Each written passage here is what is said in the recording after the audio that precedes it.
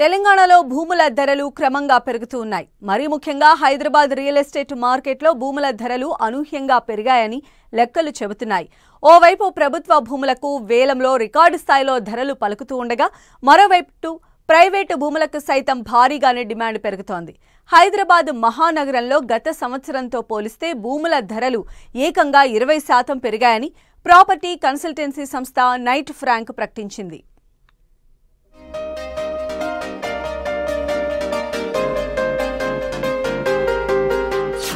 హైదరాబాద్ లో క్రమంగా పెరుగుతున్న భూముల ధరలు.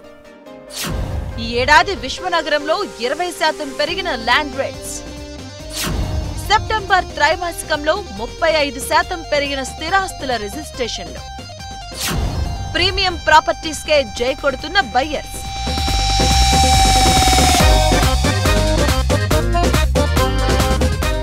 హైదరాబాద్ మహానగరంలో భూముల ధరలు భారీగా పెరుగుతున్నాయి.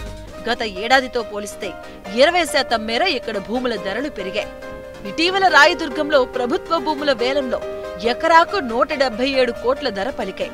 దీంతో హైదరాబాద్ రియాలిటీ మార్కెట్ ఫుల్ జోష్ మీదుంది. గ్రేటర్ హైదరాబాద్ లో సెప్టెంబర్ త్రైమాసికంలో స్థిరాస్తి రిజిస్ట్రేషన్లు 35% వృద్ధిని నమోదు చేశాయి. కోటి రూపాయల పైబడిన ప్రీమియం హౌసింగ్ కు విశ్వనగరంలో డిమాండ్ పెరగడమే రియాలిటీ వృద్ధికి కారణమని ఎక్స్పర్ట్స్ అభిప్రాయపడుతున్నారు.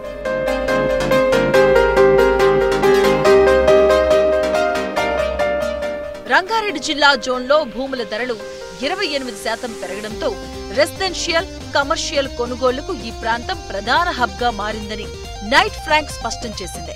హైదరాబాద్ రియల్ ఎస్టేట్ రంగంలో మార్కెట్ ప్రీమియం, స్పేసియస్ ఇళ్లకు రానున్న రోజుల్లో మరింత డిమాండ్ పెరగబోతుందని అంచనా వేసింది. ఐటీ హబ్లు, metro phase 2, regional ring road ప్రాజెక్టులు ప్రతిపాదిత ప్రాంతాల్లో భూముల ధరలు పెరుగుతున్నాయని నైట్ ఫ్రాంక్ స్పష్టం చేసింది. 2024తో పోలిస్తే 2025లో హైదరాబాద్ మార్కెట్లో ప్రాపర్టీ ధరలు 4.8% నుంచి 20% వృద్ధిని నమోదు చేసింది.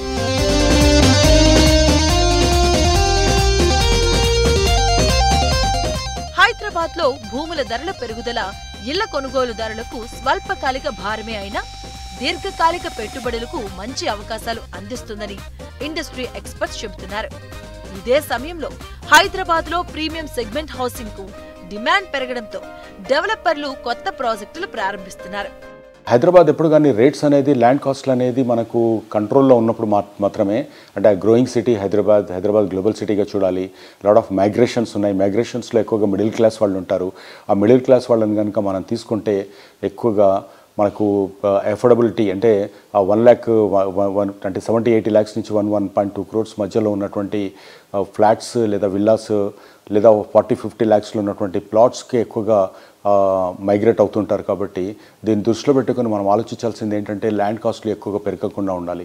ఈవెన్ గవర్నమెంట్కి కూడా కొంచెం జాగ్రత్తగా మనం చూసుకోవాల్సింది ఏంటంటే రేట్లు పెరుగుతున్నాయి అనుకున్నప్పుడు ఇది ఏ క్లాస్కు సంబంధించింది, అంటే దీనివల్ల సిటీ మీద ఎంత ఇంపాక్ట్ పడుతుంది అనేది కూడా మనం చాలా జాగ్రత్తగా చూడాలి. హైదరాబాద్ రియల్ మార్కెట్ ఇప్పుడు బ్రాండెడ్ రియల్టర్లు కేవలం లగ్జరీ ఇళ్లనే నిర్మిస్తున్నారు. మధ్య తరగతి కోరుకునే ఇళ్లను నిర్మించడం లేదు.